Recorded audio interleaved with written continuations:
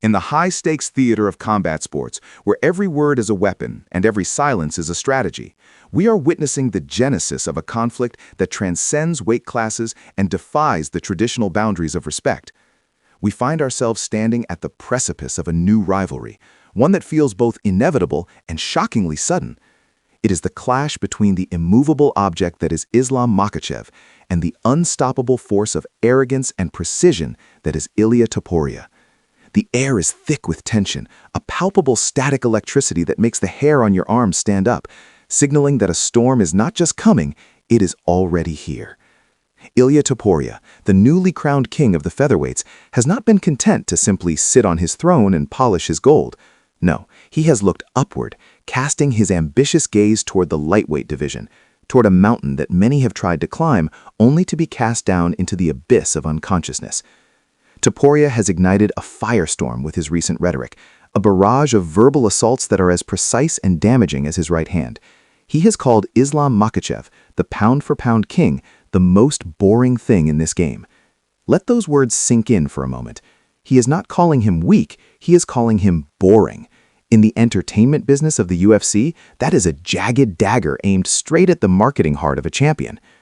Topuria is dismantling the aura of invincibility that surrounds the Dagestani camp, not with grappling exchanges, but with a psychological warfare designed to provoke, to irritate, and to draw the eagle out of its nest.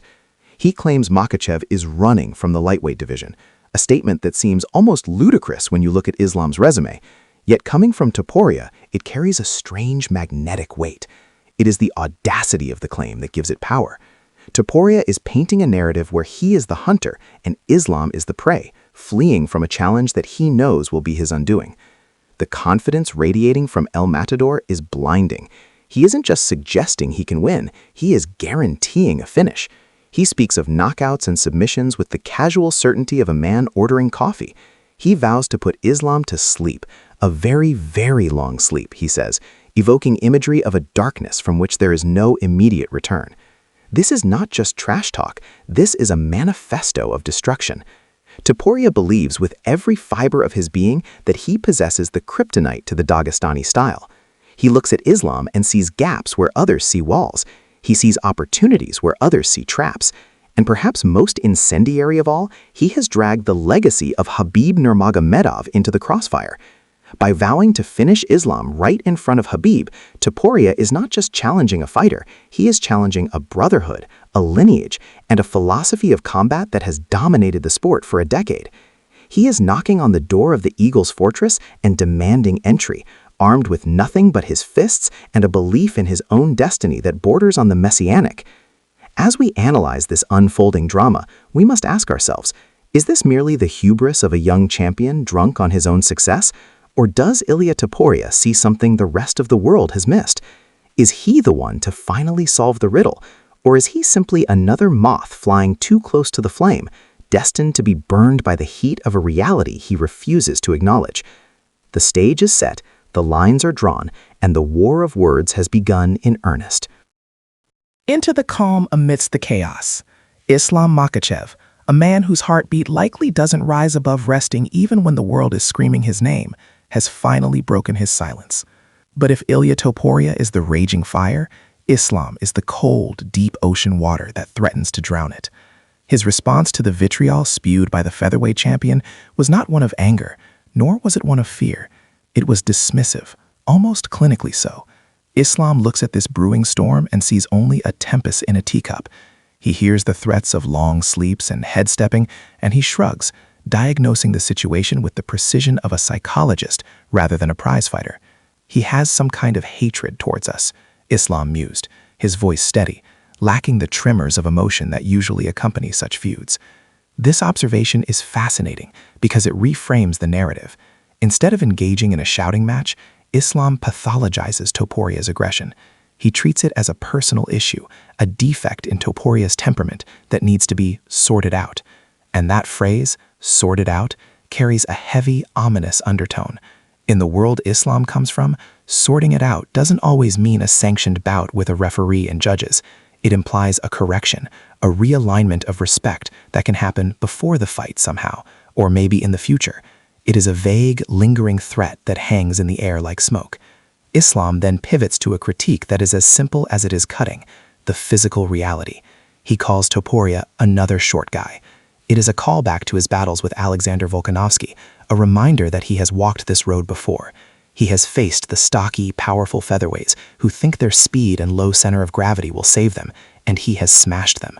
To Islam, Topuria is not a unique puzzle. He is a variation of a problem he has already solved. There is a palpable sense of hierarchy in Islam's dismissal. He views himself as the big brother, the heavyweight of the situation, telling the smaller child to go play in his own sandbox. Defend your belt at least once, he advises, a sting of logic amidst the emotional whirlwind. It is a valid point. Topuria, for all his bluster, has yet to defend his featherweight crown, yet he is already looking past his own division.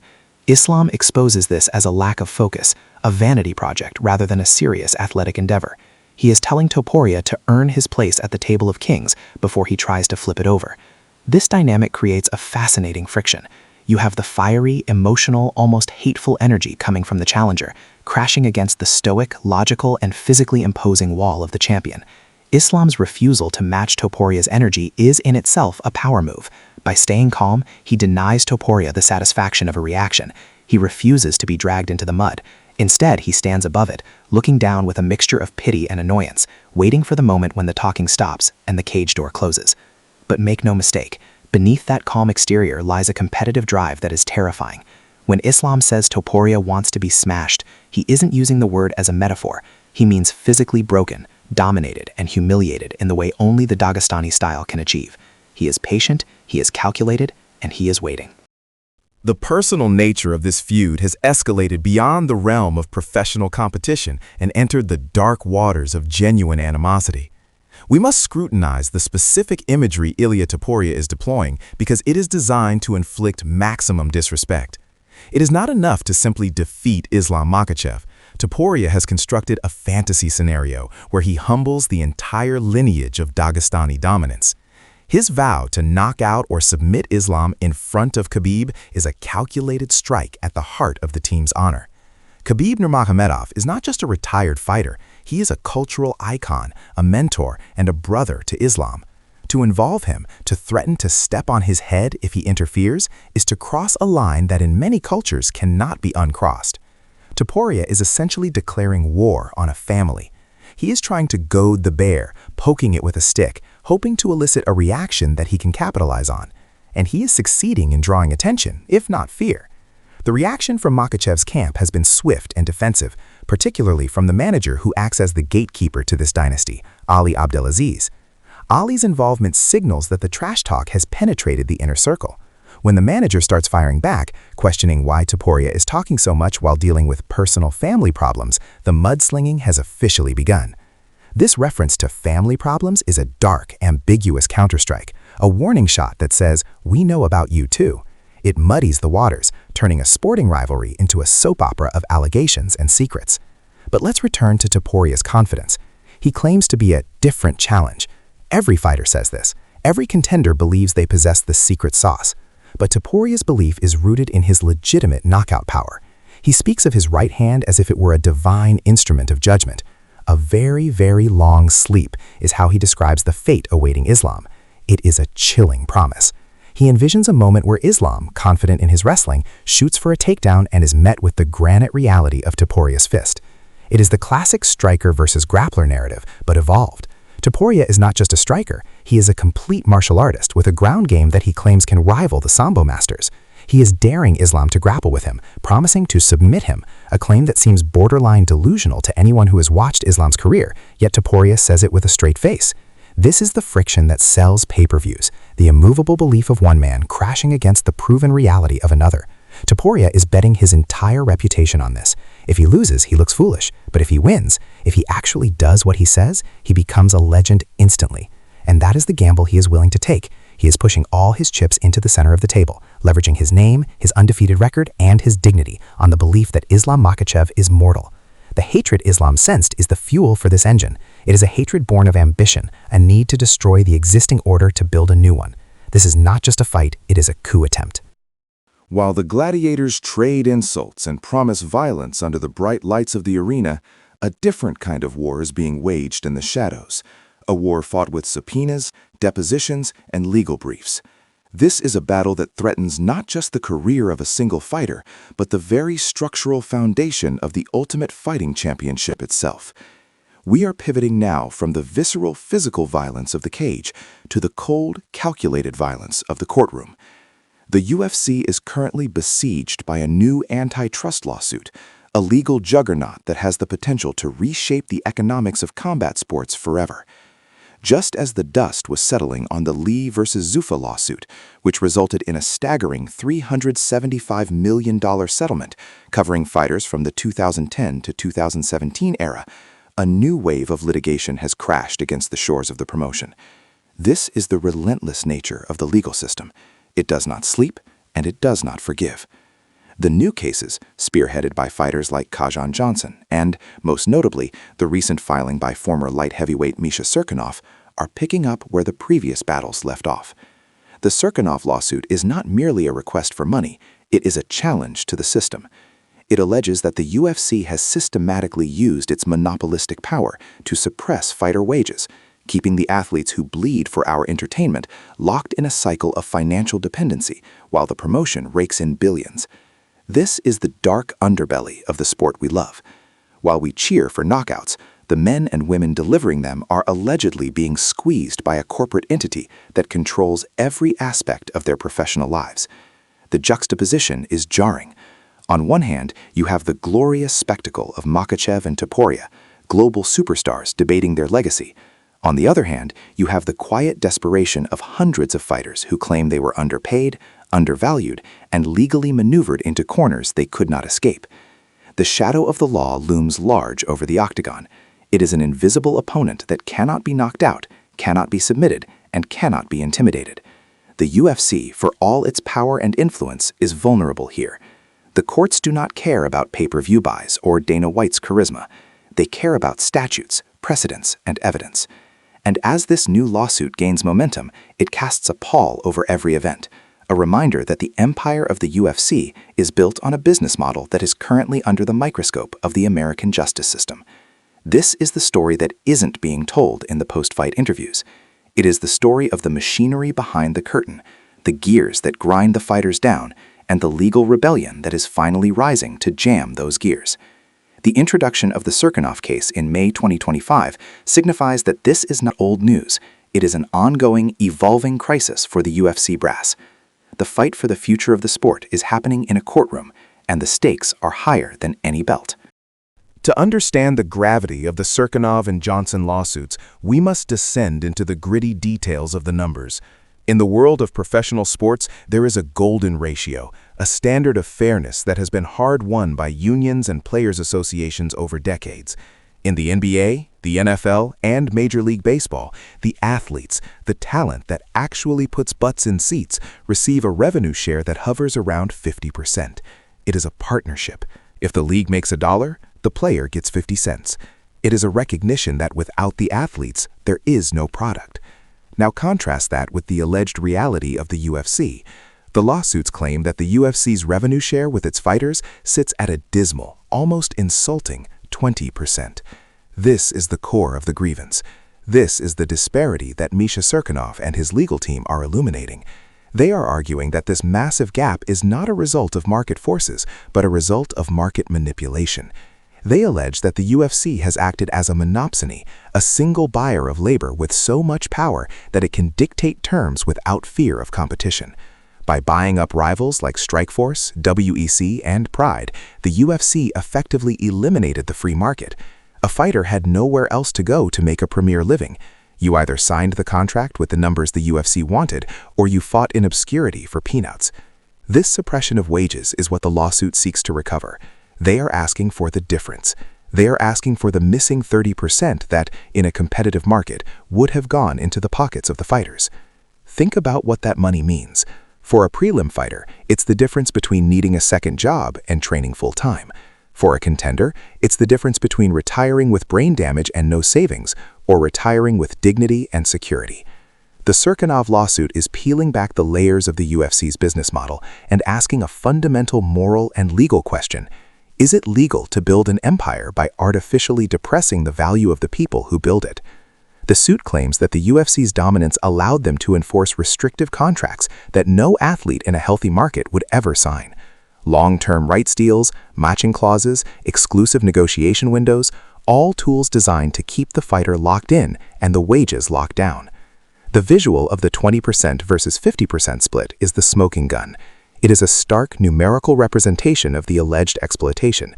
It turns the narrative from fighters should be grateful for the opportunity to fighters are being systematically robbed of their fair share. This is the economic battlefield where the new antitrust war is being fought, and the outcome could force the UFC to open its books and its wallet in a way it never has before. The legal maneuvering in the Cirkunov and Johnson cases has become a high-stakes game of 4D chess, involving procedural tactics that are as complex as they are critical. The UFC's primary shield in this battle, the armor that has protected them from a massive collective uprising, is the arbitration clause.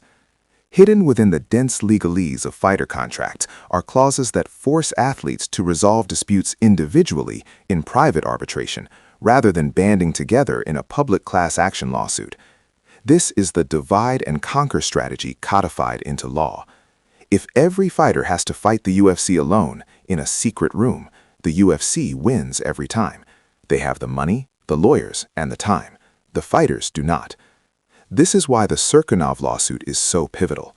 Filed in May 2025, it specifically aims to nullify these arbitration clauses and class action waivers. Cirkunov is trying to break the shield. He is arguing that these clauses are unenforceable, a tool of the monopoly designed to deny justice. If the judge agrees, if those clauses are struck down, the floodgates open.